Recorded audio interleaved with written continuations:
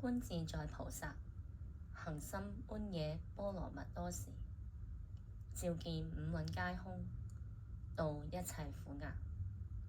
舍利子，色不異空，空不異色，色即是空，空即是色，受想行識亦復如是。舍利子，是諸法空相，不生不滅，不垢不淨，不增不減。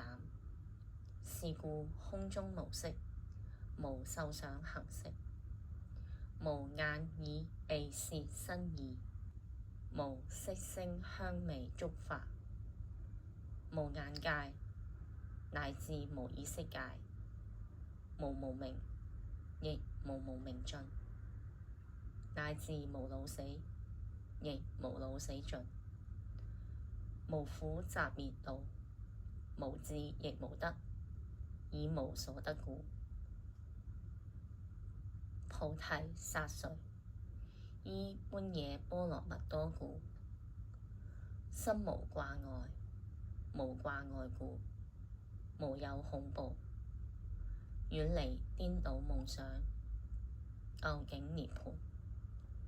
三世諸佛依般若波羅蜜多故，得阿耨多羅三藐三菩提，故知般若波羅蜜多是大神咒，是大明咒，是無上咒，是無等等咒，能除一切苦，真實不虛。